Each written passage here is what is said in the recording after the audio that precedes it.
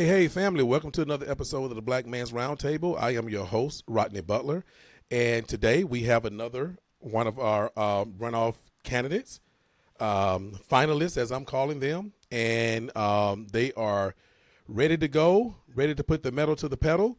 And today we have running for running for the Superior Court Judge runoff election that's going to be on the 18th. I think early voting have already started or about to start, but she will get you to get on top of all that stuff. We have attorney Nicole Jones on today, and again, she is running for the Superior Court Judge, the County Superior Court Judge. That being said, Nicole, you want to remind the people, this is your second interview with us. Do you want to remind the people of who you are, why you're running, and all that stuff in your intro, please? Good evening. I am attorney Nicole Jones. I am running for Superior Court Judge here in Douglas County. And again, I want to thank everyone who voted for me for the last time. I did get the most votes. However, I did not make it to that 50% plus one vote. So we are at a runoff. But again, thank you for voting for me. I need everyone to come back out and vote, and I'm going to stress this. As of today, we only had about 838, if I'm not mistaken, or 868, something around there, people vote so far. Early voting has started. Today's the third day of early voting. We only have Thursday and Friday left over, and then Tuesday is election day. So we really need everyone to get out and tell everyone to go back out and vote. I know a lot of people in the community thought that I won because I got the most votes, but no, I still need you guys to do it. And for those who are finding out more about me, again, I've been practicing law for 20 years here and around the state. I've been a criminal defense attorney for all the 20 years, plus I've done some prosecution. And I've done civil and criminal work. I've done adoptions, everything that's going to go in front of a Superior Court judge. I am the only candidate that has actually done that. And so when you get me on the bench, you're going to get someone experienced and knowledged in the actual law and knows how the law is applied to the different cases. And it's not just criminal. Our biggest aspect is also the civil cases. And understand that with me, you won't have to wait a year before the judge can even do a criminal case. Because with my opponent, since she does work for the DA's office, the judge, if you get her, she will not be able to hear any criminal cases for the following year at all, which means she's only going to hear cases that she has absolutely no idea about. And she's going to be learning about those cases during your case while she's on the bench, which is not good for Douglas County. So again, get out there and vote and tell everyone to vote for Nicole Jones. Thank you, Nicole, for that introduction. I want to remind the viewers today that it's an interview, just like we always do on the Black Man's Roundtable, but it's also a conversation. So we're going to have, a conversation, and we're going to allow for Nicole to expound on things that we know that you really kind of want to hear and really want to kind of, make an assessment of who she really is as a person. And that's what we think that with our first interviews, and I would ask everybody to go back and watch her first interview as well. That was where it was those legal judge, lawyer type questions or whatever.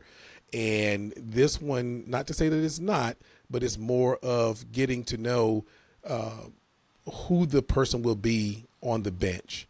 So with that, Nicole, we're going to start with there's and by the way, these questions came from our viewers. There were usually 4 or 5 questions on each one of these 4 or 5 categories we're going to talk about today. And I kind of put them all in one thing, into one category, if you will, for each of the categories. So, but there was multiple questions. So this first one is about the perception of police and police brutality and racial bias in policing. The audience want to know, what do you think about that? as a person, and how do you perceive what is the public perception? How do you perceive that?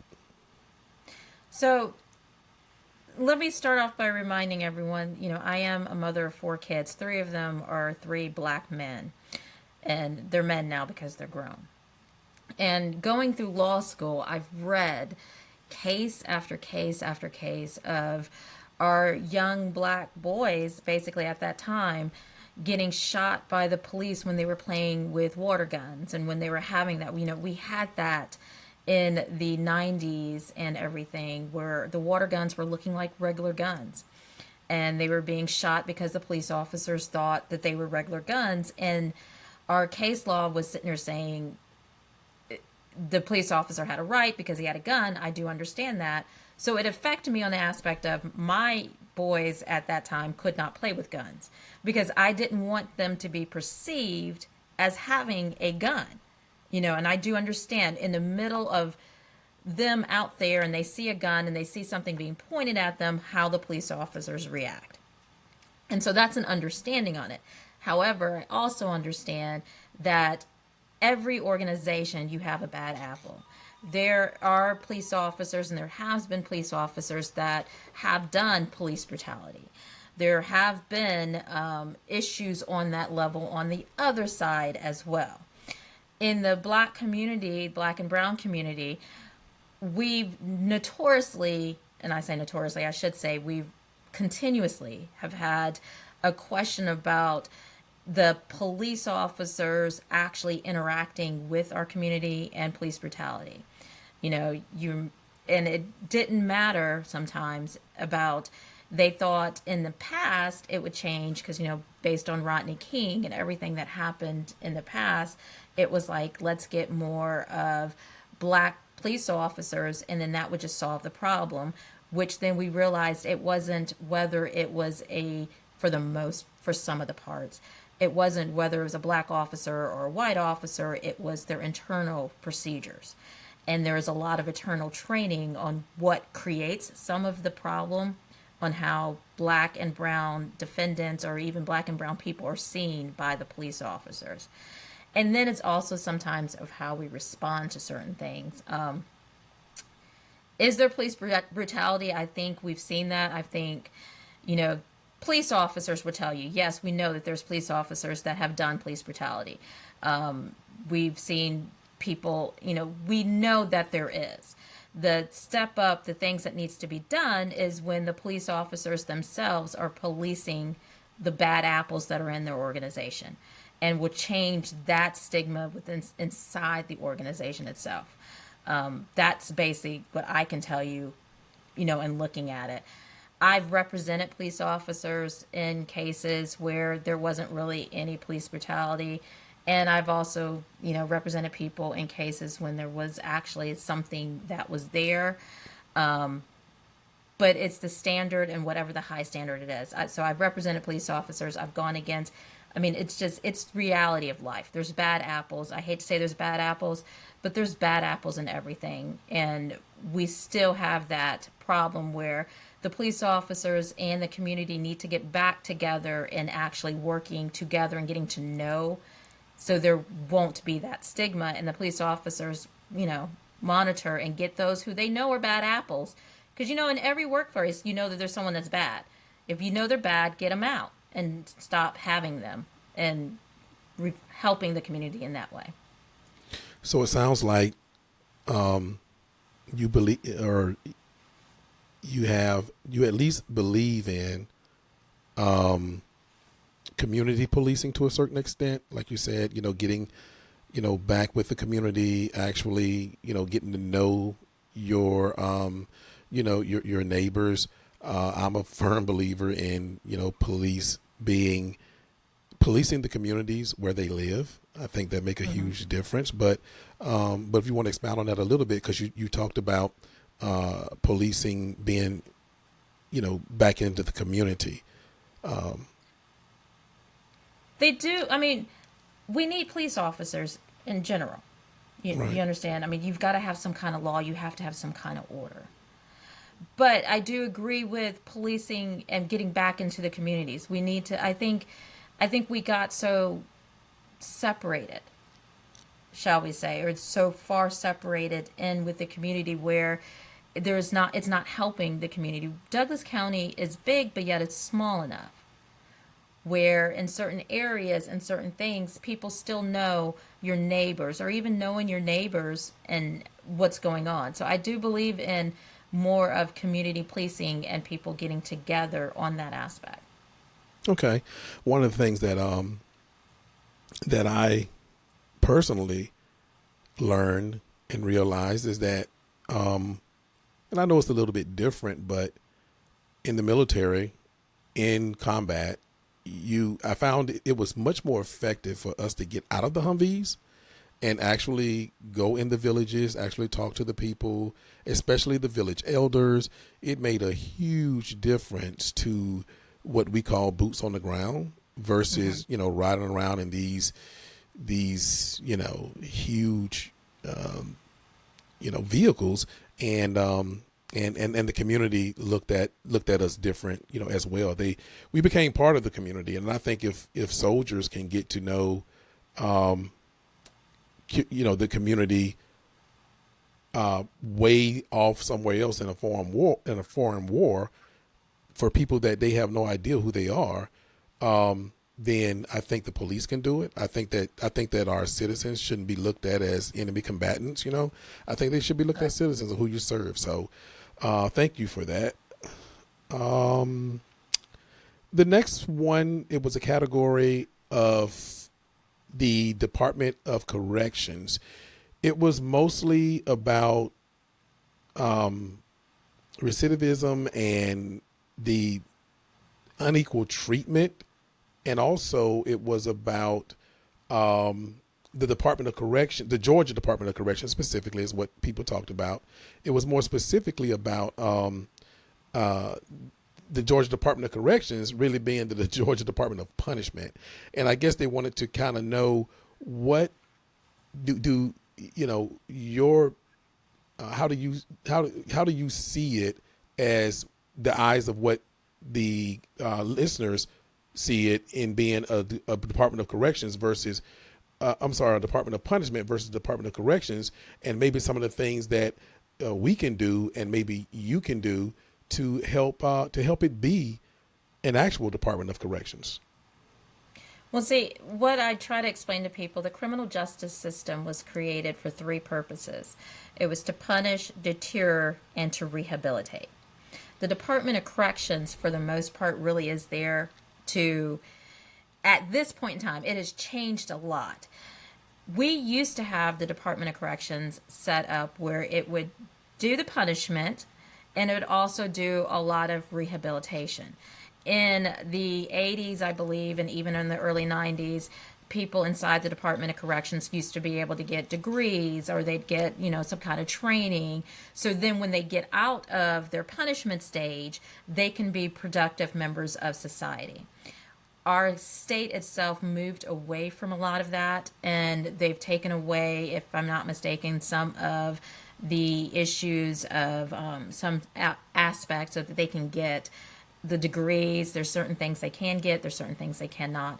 And they do some of the rehabilitation. We still have drug rehabilitation is back in there, and you can get some things, but it's not 100% like it used to be. I agree on the aspect that we've gotten away from the rehabilitation portion of the criminal justice system. But it's like what I tell people, sometimes we have to stop it before they even get to the courthouse. My goal as a judge would be, yes, I am the judge, but I will go out more into the community and speak with our young ones and the people in our communities and try to get them to prevent the crimes before they get to our criminal justice system. Because by the time they get to the criminal justice system, by the time they get in front of me, I'm bound by the law, I'm bound by the statute, and everything and how they set up. Our legislators have gone through and they've changed some of the statutes where there's mandatory minimums, where I have to sentence someone to at least 5 years, or there's things that I have to do because of how the legislator wrote the statute. So the best way to help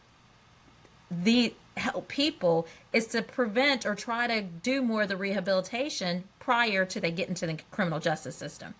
And so if you see a lot of things that I've been out doing, that I've been learning to do, is we have a lot of nonprofit organizations in Douglas County that is trying to reach out to our young, or trying to reach out to our forgotten generation, which I'd say generation, but our 18 to 29-year-olds who are learning how to adult, who are making a lot of some of these crimes. They are not hit by a lot of the nonprofit organizations, and trying to get out to them and teach them and help them adult and move into society and help prevent them from going into the criminal justice system. That's the best answer of doing it, is trying to prevent people in the system and giving them the skills and the knowledge that they need before they get there. Now, once they're in there, I explain, I'm looking at not just the crime that the person committed. I'm actually looking at the whole person, because what we call it as a defense attorney is mitigating circumstances. So maybe you did commit this crime, but you committed this crime because of a mental health issue that you have. And so other than just saying, hey, I'm going to send you to the prison system, let's figure out how we can resolve this mental health issue and get you, if it's, get you this mental health help. Or you have this drug issue or something on that level. And again, so it goes with not just the crime, but it's also the person, which is supposed to be in every case, which we call mitigating circumstances. Thank you. And you mentioned that it's changed over time. It's changed over the years, where it used to be the Department of Corrections. It used to be about rehabilitation, more than it is today. And now it's more punishment. It's more penal kind of situation. Why do you think it changed?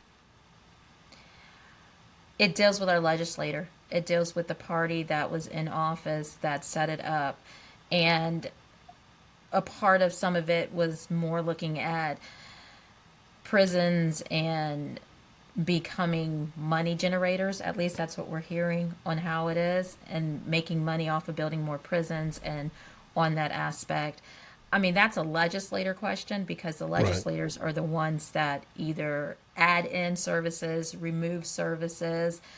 I mean, and we still have, again, just from knowing them, there's still some services there. Like we have in some prisons, some of them can actually learn how they actually train some of the dogs, or they help take care of some of the animals on that aspect.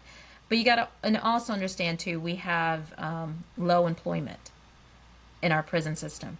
So our prison system these past couple of years has issues on that. There's not enough guards, or the guards are not being paid enough, and then they're sneaking drugs in, they're sneaking cell phones in for inmates, and it's not a safe environment for the guards or the inmates. So I mean, there's various aspects of it that we can't just resolve in one idea, that I think they're trying to find out and they need to find out. But yeah. I want to remind the listeners that interviewing judges or interviewing candidates for judge are very difficult interviews to do, because you guys have to be so careful. They are not usually as upbeat as some of the other ones, but so that said, I just want to add on this, because I'm not a judge and I'm not running for one. I think that it changed, like so much in America. Again, I remind everybody, this is a Black Man's Roundtable. because once the demographics change, a whole bunch of other things change. I believe that it was once upon a time a place where it was more rehabilitative than penal. But and I would also say that I do, and I'm glad you said that it's more of a legislative question. I believe that yes, we have three equal branches of government. I do believe they are separate, but they are equal. But I also believe, depending on who you are, what kind of money you have, what you look like, that when decisions are made for you to go to prison or whatever, I believe all of a sudden we see those three branches of government come into like a Venn diagram, and we see where they overlap. But we don't necessarily see where they overlap depending on who you are, how much money you got, and what it looks like. So that's just me. That's my little piece on that. Okay. Thank you for that, for those comments and answers for that one. And the next one we have, next one we have, cycle of, is kind of there was a lot of questions about cycle of incarceration and about, about the prison industrial complex. Is it real? Is it a myth? And is there truly like a cycle? And if so, what can judges and other people in the criminal justice system, what can be done to it kind of goes along with the other question, last question, but what can be done as far as that cycle of incarceration? Is it real? Is it imagined? And if so, what can people like yourself maybe help with it, Nicole? Well, the recidivism, love that word, I know, is right? what you're talking about. And that rate is something that we look at in the criminal justice system all the time. Okay. What can we do as judges? Again, try to prevent people from getting there in the beginning. Or if they're there and we're working on either some kind of, get some organizations or things that help do with the pretrial and help guide them into a different way, into a different life other than where they were going at that moment in time. Do I see the schools to the prison? We have, again, legislator, we've increased the amount of things that are crimes. So there is that more of a pipeline from school to a prison. There's more of kids getting in trouble in school. And then when they do something, like, not saying this is good, back in, now we feel like we're the old people. Back in my day, I know, you right? know, I was like, at the end of the school year when I graduated, we used to be able to go to school with water guns and throw our papers out the window. Okay, yes, it was littering then too, but it wasn't a crime like it is now. You go to school with a water gun, you're in the criminal justice system. You're at the superior court, because sometimes they can keep it in the juvenile court too, but you still have that charge because it projects. And you cannot have any weapons, which understand, because again, given the way society is, you can't have weapons on the school ground. But it becomes an issue of, we're taking it more of, we're doing a high policing, yes, but we're not stopping them from not having this criminal mindset. When we take children, or when we take people that have done stupid things, or just started off, let's just say start with that stupid aspect of it, and then we lock them up, or we keep them in jail for a long time, or we keep them in prison for a long time, we're now changing their mindset on their having this incarcerated mindset. And sometimes it's harder for them to get out of that incarcerated mindset to become productive members of society, and then they just keep doing it over and over and over again, because that's what's ingrained at that moment in time. Because our jails, our jail is actually pretty good compared to the other jails across the state, but our jails are still hard.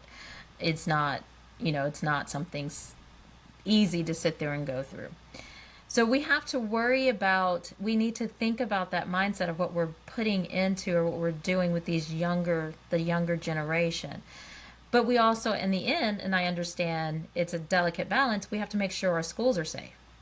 We have to make sure that the kids that want to be in the schools can actually go to school, can actually get an education, can actually learn.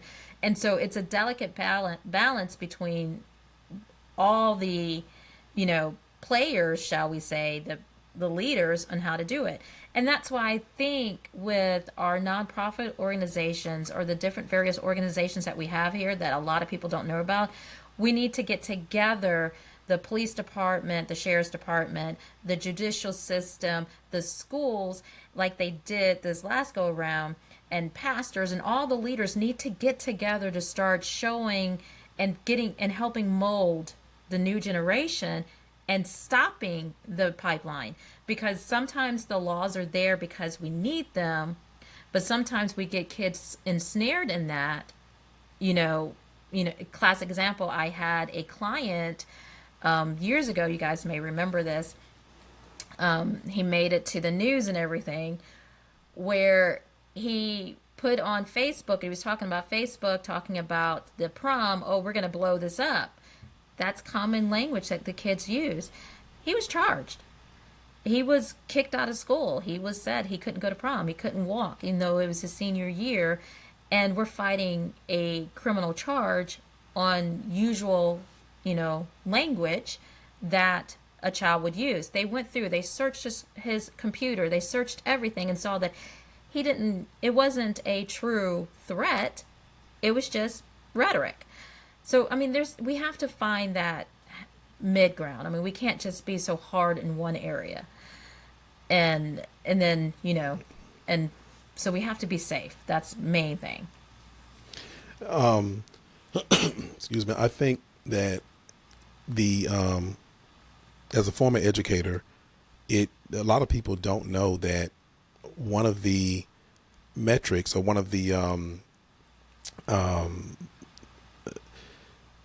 one of the metrics that they use in order for a predictor of building future prisons, whether they are private or what do you call them, the private prisons that are for profit, or whether it's public prisons.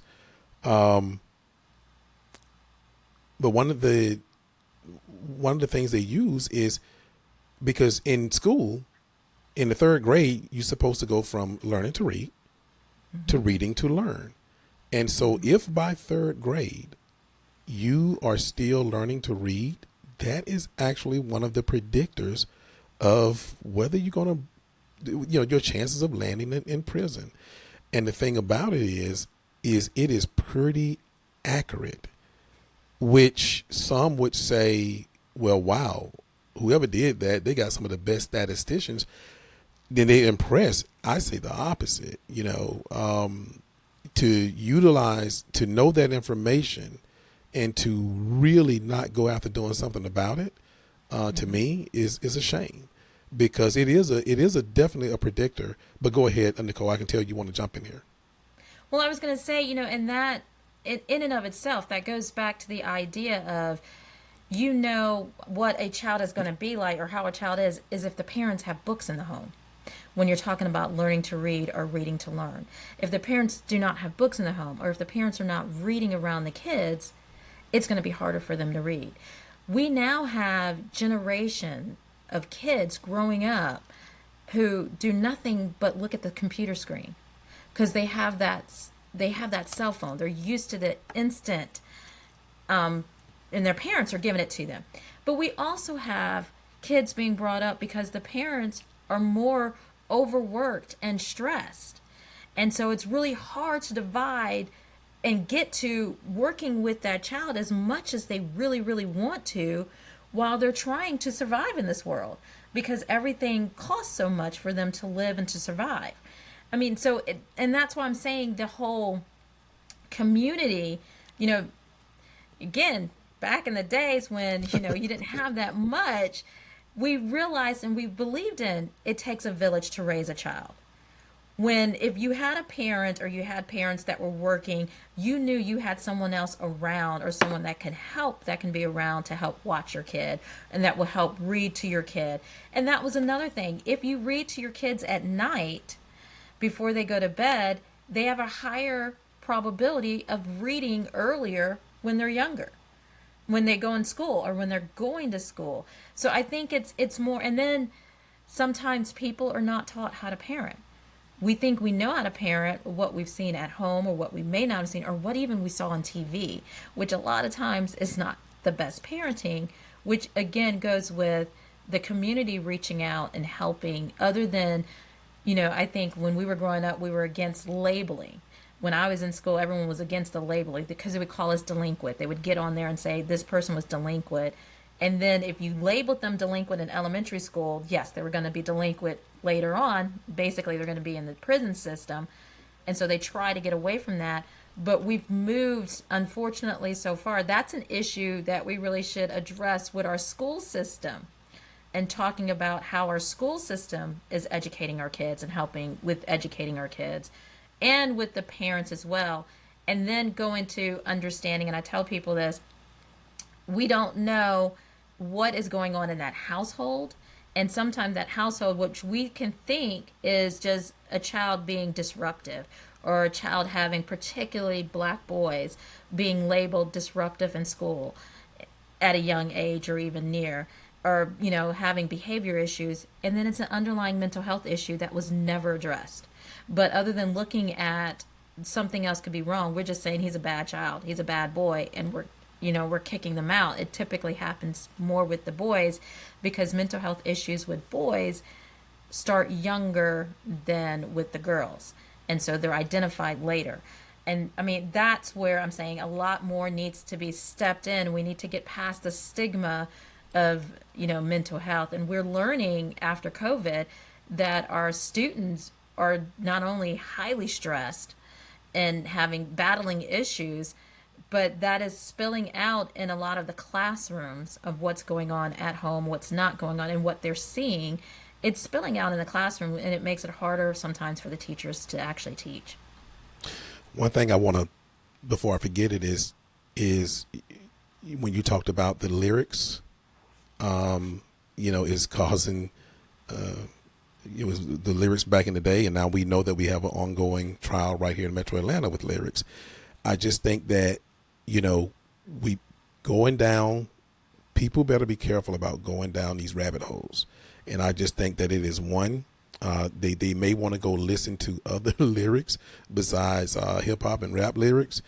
You just need to be careful with that one. So, but yeah, I will, going back to where I talked about the Venn diagram a little bit, Nicole, where, I know we have three different branches of government and they're equal and separate and equal and all that. But some things, it just comes together. If you are going to write laws and make legislation and do certain things with the economy that is going to force everybody's household to have 2 and 3 jobs, then it's going to affect the other.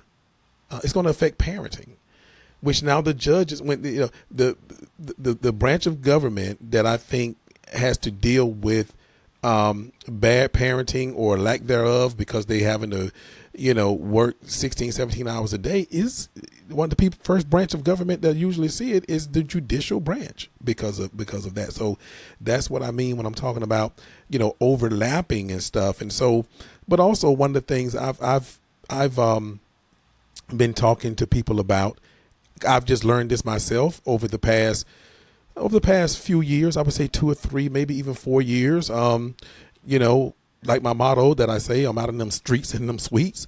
Well, just being out there, I've learned about these. I have I have 2 millennial daughters, but these centennials or whatever they're called, after 2000, there's so many, we can't keep up with them. Generation X or Generation Z or Y or something. But at any rate, I think they're Generation Y. But Generation Y is the millennials, and then okay, the Gen Zers is what you're talking the about. centennials. Yeah, they're the Been Centennials. They're born the since Gen 2000. Zers. Okay. And Yeah, I just try to keep up with Generation X, and that's where I am. And but anyway, me too. that exactly that said, they I've learned that they really so the baby boomers talk a lot about how when they were back in the day when they were young and how they could go to college, work in a regular job and pay for a whole bachelor's degree and master's degree. When I talked about that, somebody told me and I watched it and I saw it, that the lady Joy on The View talks about that a lot. She talks about how she got a master because she was a teacher. She talked about how she got a master's degree on next to nothing. And, and they talk about how they bought homes back in the day for next to nothing. And so the way the centennials look at them now, they look at them as you guys took everything. And they don't like that. I mean, if I know that I'm probably gonna have to live with my parent and have 14 jobs by the time I'm finished working, and you only had one or two jobs and you retired from those jobs, I don't really need you telling me. And then it takes. I just found out that at what's the one, the college, Vanderbilt in Tennessee. Okay, found out that they have their tuition is now at just at $100,000 a year. Almost $500,000 to get a bachelor's degree. These kids do not want to hear about how you worked at Piggly Wiggly somewhere back in the day and you paid for an entire bachelor's degree. So I say that to say that I can, being out there and talking to and having access to so many, young people, I understand it. I understand what they feel. And I think that people need to, if you want to talk about that, then you talk about ways that you can help them or why they're not getting those same opportunities, because they have fell into the us against them. It's like you guys got everything and you left us with nothing, and now we're mad at you. Well, I laugh at all that because I am that generation with Joy. I worked full time and went to school part time and paid for my undergraduate degree, and I also paid for my law school degree. Obviously, by law school, later on law school with my husband working as well. So we scraped by with kids. We also understood, when you first have kids, you're gonna be broke anyway. So Right. we we were enjoying the broke wagon at that point in time. But I for all that, so I graduated debt free. In an aspect of that, I do have one millennial and the other ones are Gen Zers. And for those who wanted to go to undergrad, I worked and paid for their undergrad as long as they did their school, they have their things. And then after that, it's like you're on your own, Yeah. because it was growing up, the mindset was, I heard, was parents were supposed to help pay for the undergraduate degrees. And you saw that Georgia has, I think it's called 526, where you can put money away for the kid throughout the year for their college or something on that tax deductible issue. And so the kids go off to college. Not everyone can do that because you're trying to survive. Right. Houses now, where back, I'm looking at my son who is a millennial, and I'm like, I don't know, you're getting paid very good money. And the good money that you're getting paid, I can't see you buying a house. You Right. can't qualify to buy a house because houses now, starter homes, are now at like 200,000, which is in my head insane. We got our home during when the foreclosures went through. So it was very much less than what it is now. You're listening to apartments. I mean, look at it this way, apartment complexes, I'm talking to clients, and sometimes their rent is 2,000 a month, 15,000 a month on Yes. apartments. And I'm like, who can survive living like that? So I do understand what they're talking about. And I mean, I wouldn't say we took it all, to be honest with you. Right. I'm not going to say Absolutely, you didn't. we It's their didn't that's take their perception, by the way. Yeah. it. Yeah, I mean, and there has to be. I mean, again, our legislators need to look at that or something. I mean, you get to the point where New York realized that that was happening, and then they put in a rent control law. Yes. So if you move in at a certain amount, that's what your rent was. Because a lot of private organizations were jacking up the rents exponentially, and then people couldn't survive there. I don't know the answer to that. That's something that maybe our legislators or even city planners or people that can come in and look at it. But you're going through, and I'm a business owner, I'm a homeowner, been here, and I'm listening to how our taxes keep going up, our property taxes keep going up. And I was telling someone, I was like, we were brought up on the idea of you buy property, you buy a home, you pay it off, you get this mortgage, you pay it off, and life is going to be easier. But when your property taxes end up being like $800 a month, plus then you have your water, your heat, and all that because the taxes are going up. 800 a month back in our days used to be a really nice apartment, or that's why you'd buy a house back then because your Exactly. mortgage would be about 800. So it's still another mortgage amount. So I mean, something does need to balance out. That is, and we do see that, and a lot of the crime that happens ends up being from desperation, from people not knowing or understanding how they're going to make it work. And again, I go back to there are a lot of great organizations in Douglas County. We are small enough to still have some good nonprofit organizations that can help relieve some of the burden that we have. Like we have the pantry that you can go and get some food. Yes. I've worked at different food drives from different churches where we're handing out food, fresh produce to people.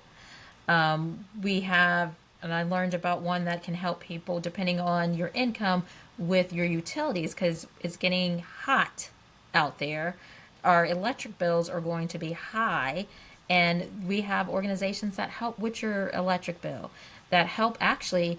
I found one organization that will help replace an air conditioning unit, and will help you on that aspect. So, I mean, there's different, the issue is we have not because we know not just because we ask not, but we know not. We don't know where we can go. And that's where, if you're asking on the judicial side before they get into the court system, I think a lot of our judges, at least I would be one of those that would not just sit in the courthouse, but will come out back into the community because I've done that for the past 15, 20 years of dealing with the homeless community and helping people so we can prevent them from getting into the courthouse. And I'm glad you said that because in talking with one of the District 3 commissioners, interviewed him yesterday, Terry Searcy, and he talked about how the people told him that, hey, we're tired of you, or not in a bad way, but it's like, stop teaching so much is what he said. He said they told him to stop teaching so much. Well, I think about that because people don't really want legislators, and the commissioners are more legislators than they are anything else, right? And they don't stop talking to me, stop teaching me. They want to see stuff happen. They want to see laws. They want to see laws passed. They want to see streets paved, and they don't want all that talk. However, who people do like, the branch of government that people do like listening to, are judges. And I applaud you for that, because I was gonna go down that road and say that look, it's not illegal for the legislators, again, going to the Venn diagram, it's not illegal for legislators to get information and guidance from judges and from the judicial branch. They are the first people. Judges are like, when I taught school, I taught mostly at special education, and the special education teachers knows everybody in the community, right? The judges, the social workers, you know every single body, the doctors, because you have to get intimately involved with your students and with the family the same way judges have to do quite often. And so they are almost like the special educators of education, if you ask me. And so they have to, so I think it's very important, like you're saying, that people are very receptive of judges, talking and teaching. I've been on a couple of juries over the past 5 or 6 years, and I like it when the judge come out and just start teaching you about teaching you what you got to do and that kind of stuff. So I applaud and I appreciate you saying that is the biggest thing that you can do for just about every single thing that we talked about tonight. is getting out of the community and teaching. So I appreciate it. Okay. All right. And the last couple of categories or subject areas that I want to talk about, I just want to remind people that it is difficult to interview judges and candidates for judge because they don't want to have to recuse themselves from every single thing that come in their court because they said too much. So we have to be respectful of that. But however, these two things at the end here came up in each one of the Superior Court candidates that we are interviewed on the Black Man's Roundtable. So I want to give you the same opportunity that we gave Lauren Wallace, which is women's right to choose.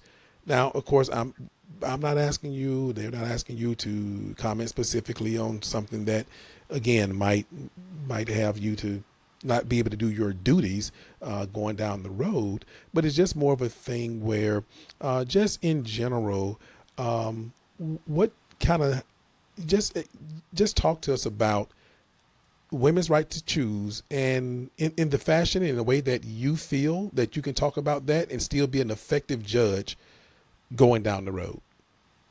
Well, I think of a lot of what I'm going to stress is the listeners and everyone needs to get involved in our election process and in politics. So when you're talking about that, that's a legislative issue.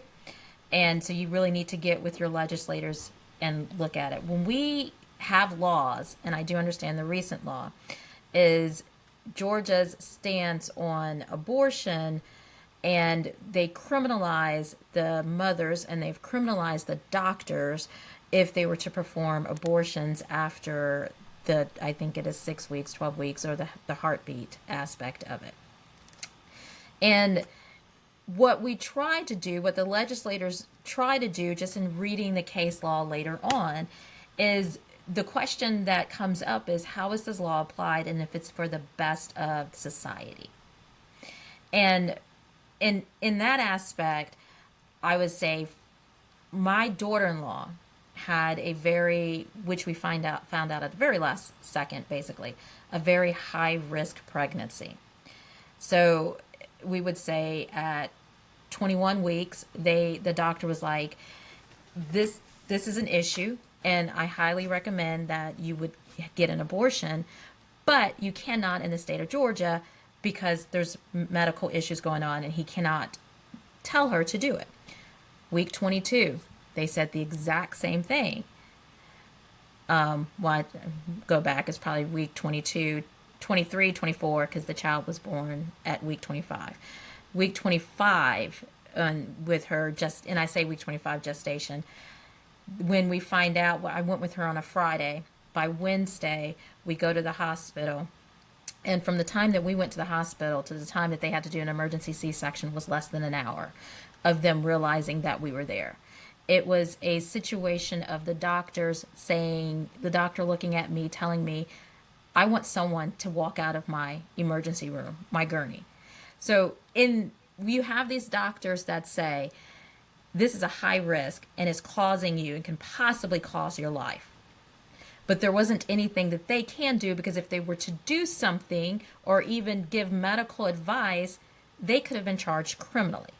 So in the aspect of, if you have this and you're looking at these laws, we have to get out and talk to our legislators and tell our legislators how this is truly affecting us. The mortality rate for Black and brown, at this point in time, just Black women, is the highest in the United States, and we're the highest among other, first world country. And that's the mortality rate for maternal women. And if this is something that you believe in and how you want to apply it, you've got to talk to your legislators about it, because once it becomes a law, our hands are bound by whatever the law is. And they don't know, sometimes when people are writing laws, they may not know the effect later on. they may not understand the application of that law. But I understand and knew at that moment in time, particularly where she was at, had I not been there watching and bringing them in and being the one taking her to the doctor and demanding stuff when we were at the hospital, we could have lost my daughter-in-law and the baby. They actually both, by the grace of God, but for God, survived and doing well. But while he was there in the NICU for all those months, right after my grandson was born, another mother came in, same situation, same issue, and she lost her life. So we have to talk about how doing this hurts not only you're looking at, okay, it's a child, but you have to look at the mother. You have to look at the mother's health. You have to look at the doctor. And then also, I'm going to say, doctors are people. They don't want to lose a life regardless. So when the doctor has to face their patient, or because the doctor that delivered my grandson was just in the hospital at that time and they're pulling her in because it was straight up emergency. When they have to face the idea of losing a life, that affects them mentally as well. That wears our doctors out, and that in the end affects us on whether we can get good medical care later on. But again, you have to vote. You have to, and I'm going to stress this because we only had 800 and some odd people vote at this runoff. You need to vote. You need to get into all politics and all elections and talk to your legislators, your local legislators, and let them know what is going on and how you feel so they can fight for you. And if they don't fight for you, find someone else that will. Vote for someone that is going to fight for you and protect you and your ideas. I think we've gotten so complacent and passive across the United States. People are not going out to vote anymore. And that's hurting us worse. I mean, we can sit back and we can complain, but that's hurting us worse in the long run because now those who are vocal, who we don't agree with them, but they're the most vocal, they're the ones going out there voting. So everyone's like, that's how we want it to be. And that's not true. Exactly. Squeaky wheel gets the grease. And, you know, what I'm going to do, I'm going to take this opportunity. I did it yesterday and I'm going to do it today. And maybe I need to just do it every single time the opportunity comes up. And that is to remind people that all politics is local. I said it yesterday on the interview. I'm going to say it again today on the interview. Mm-hmm. And by that, what we mean that all politics is local is who you are looking at in front of you as you watch this, either on the recorded version or this live version. Attorney Nicole Jones, who was aspiring to be Judge Nicole Jones, Douglas County Superior Court Judge. The decisions she will make on Thursday will affect you Monday or Tuesday of the next week. Likely. The decisions that, you know, some of these higher courts and, you know, Supreme Court and others make, it may not affect you until down the road. You know, and I say that what your county commissioners do, what your city council members do, you know, it's going to affect you next week. They're going to, some law or some statute that is passed or that is voted on, it's going to affect you next week. Whereas what the House of Representatives and the Congress does, what the Congress and the Senate does in D.C. may not affect you for 3 years. So all politics is local. These judges who are, and I know she talked about how judges' hands are tied with a lot of things, but a lot of times what unties their hands are sentencing. And I know their hands are tied with that to a certain degree. But some of these judges who your black son is going to face and stand in front of, okay, it is not the Supreme Court. It is Judge Nicole Jones is who they're going to face. And we have to keep that in mind. So we get mad at all these laws. We get mad at this, and then we don't vote in the local elections. And then that's what we end up getting. So yes, all politics is local. at the end of the day, and they are some of the most important elections that we have, are our local elections. And the last one, Nicole, is again, I know you have to be careful around it, but I want to give you that opportunity. And that is equal rights, and specifically the 13th, 14th, and 15th Amendments. People want to know as far as how you see those amendments, how important you think they are, because we know that certain sections of the Civil Rights Bill was gutted not so long ago. And so the listeners, the audience want to know, what's your thoughts, what's your feelings when it comes down to those, specifically those, the 13th, 14th, and 15th Amendments? It goes back, and I've said this to people all the time. I think growing up, our generation, Generation X, we thought that the civil rights movement itself would not have to apply later on. We thought that we would be able, I guess, hold hands and, everything would be great. When I went to high school in the late 80s, early 90s, really early 90s got done, our high school was still under the rules for desegregation because of the location of where Riverwood High School was in Sandy Springs. And so they had what we called back then busing. They would bus up students from South Fulton up to Riverwood High School.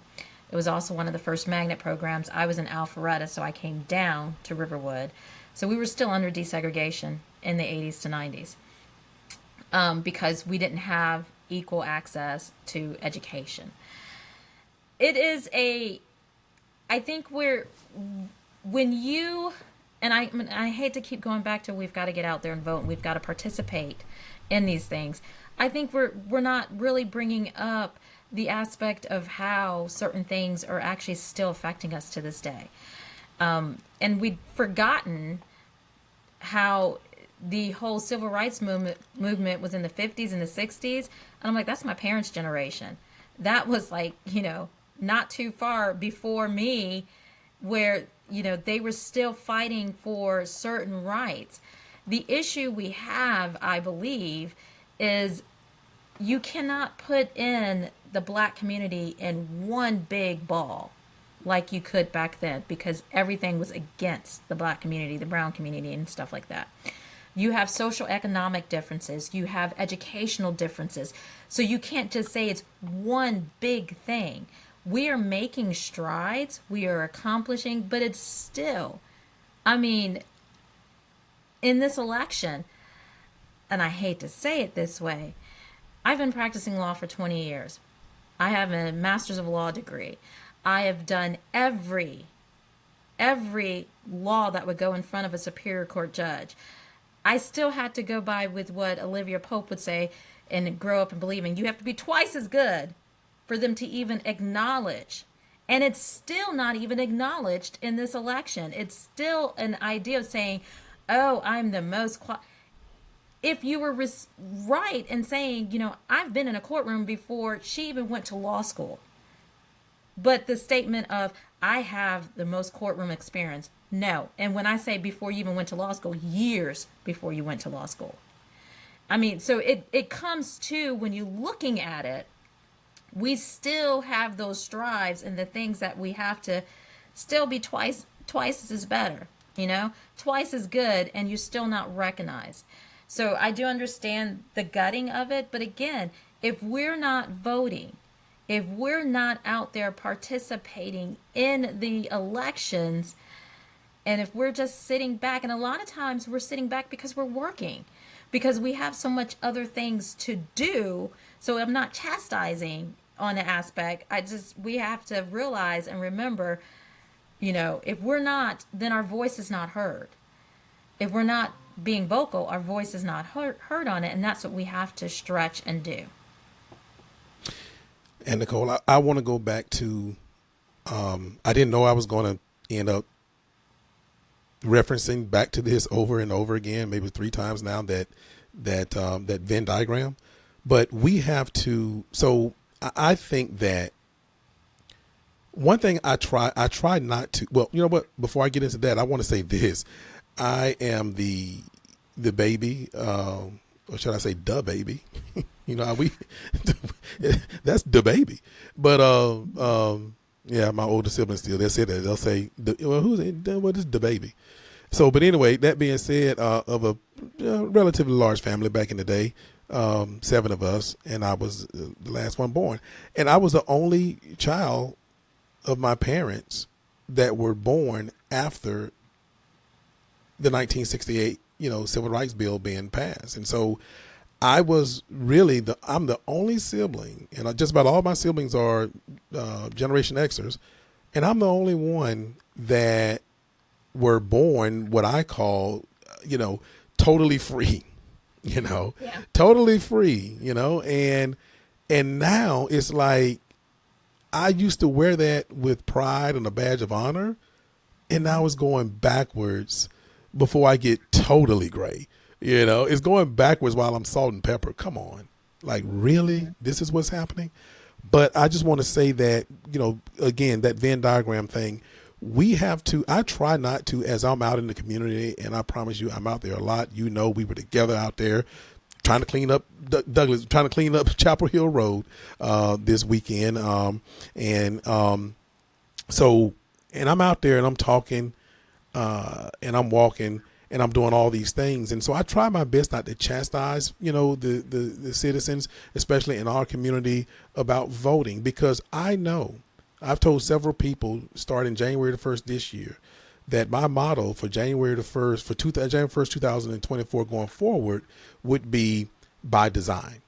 I say by design so much now that, if it wasn't so common, I need to get a patent or something for it, because we have to understand that.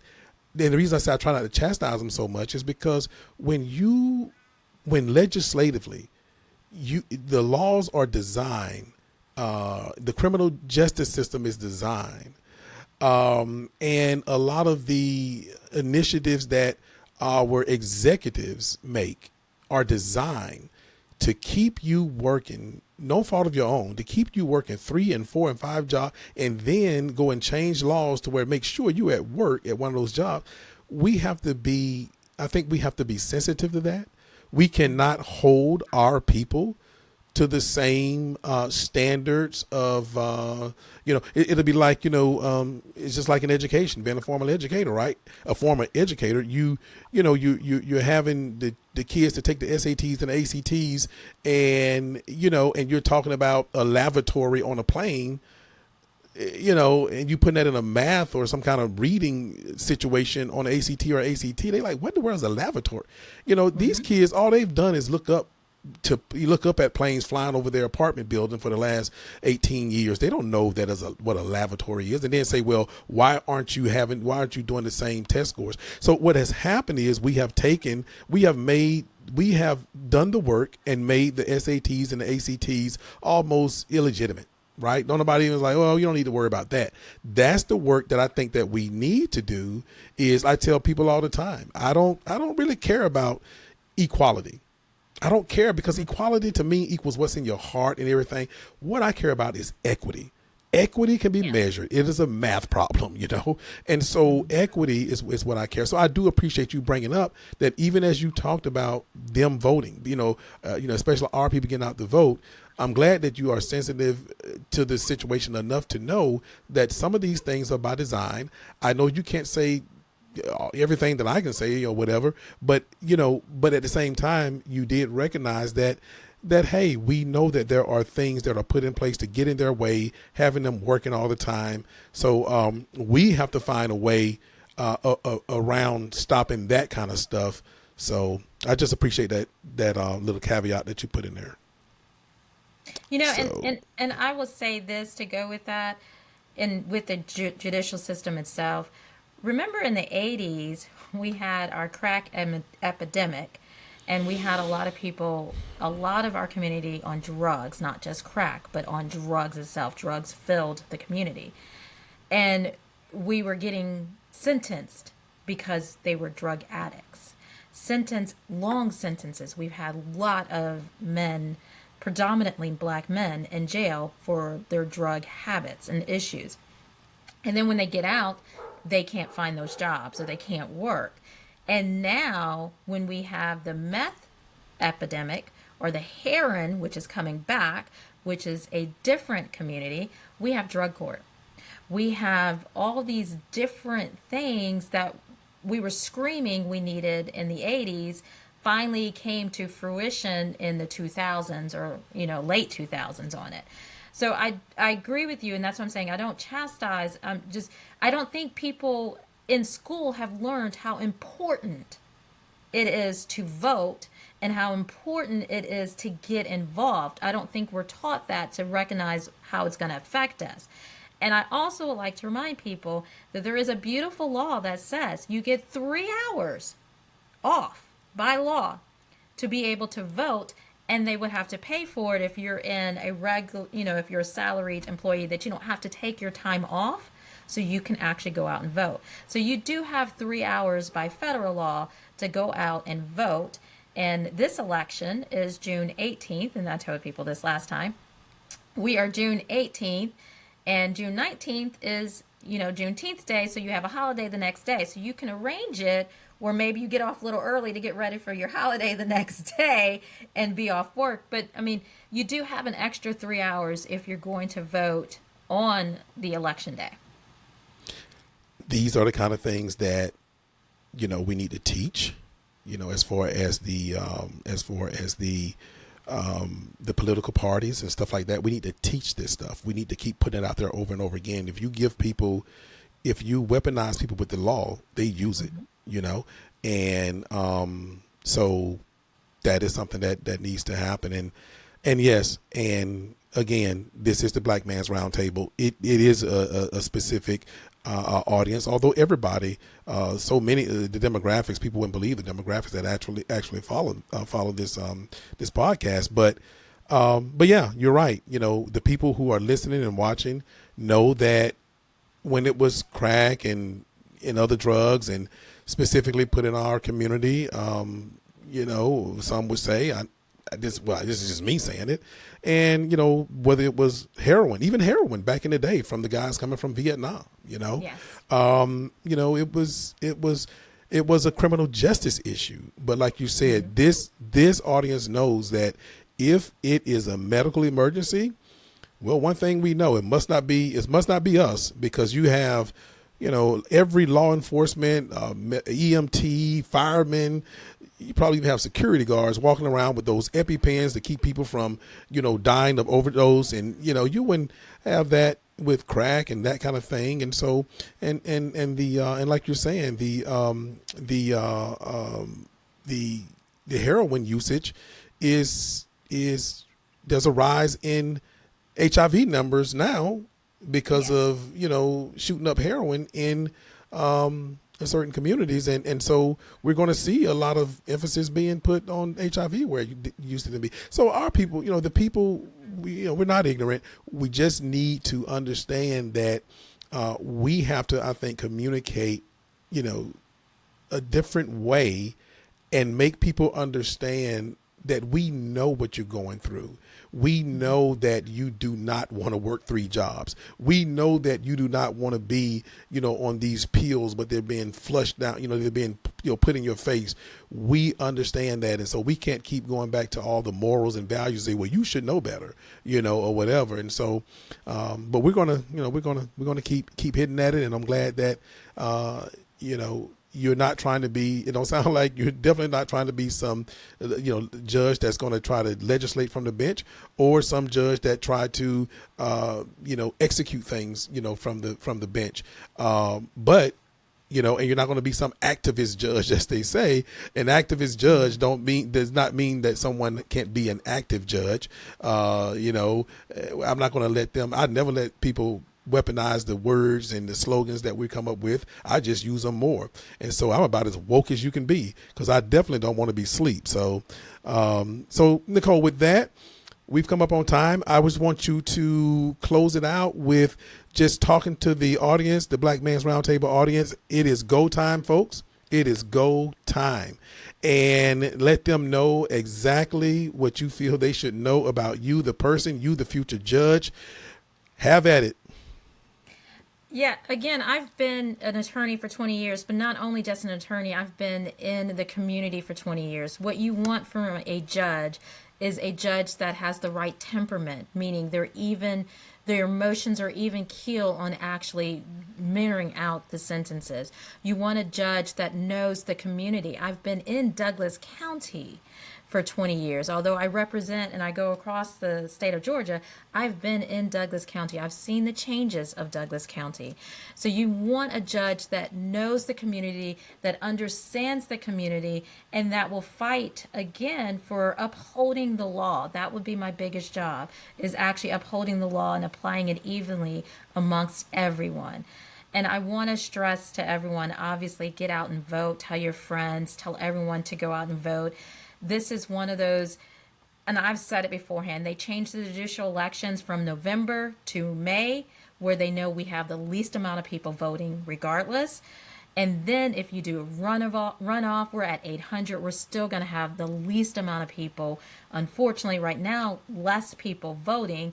So that means there's only a certain area that actually is going out to vote that's going to determine, again, your life. Not just criminally, but also civilly, your neighbors, your children, everyone. So we need everyone to get out and vote and get your friends out and vote.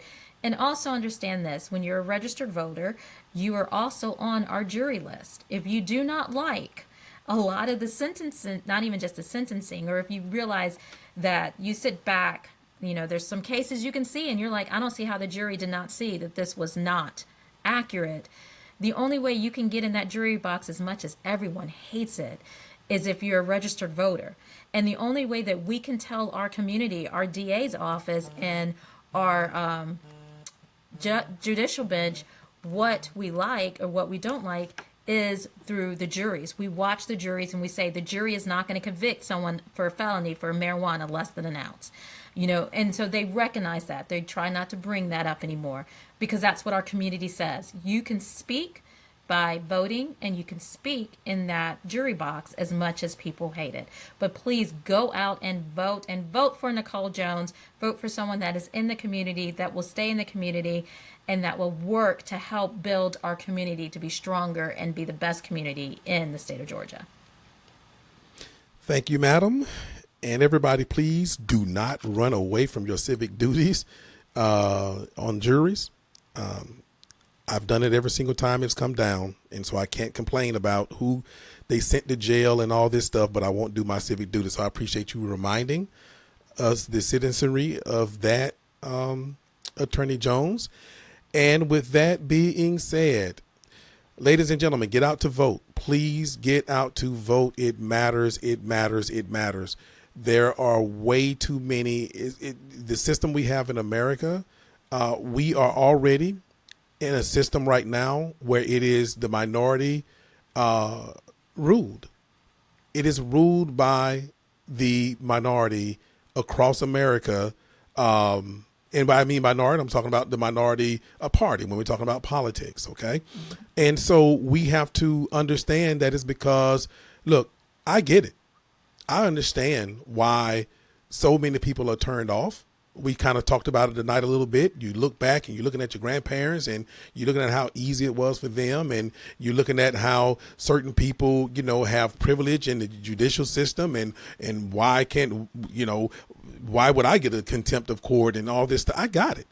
But by sitting it out is not going to help you or do any good. So at the end of the day, get out and vote. Get out and vote. And with that being said, again, Attorney Jones, we appreciate you tonight. Good luck in the election. We are looking forward to having another Superior Court judge to help us hopefully be a better county, be a better system. And with that, I will see you next time out in them streets and them suites. Peace.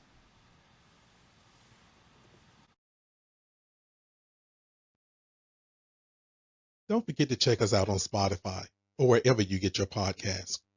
Do you have show ideas or want to be on the show? Shoot us an email at blackmansroundtable@gmail.com. And please follow us on Facebook.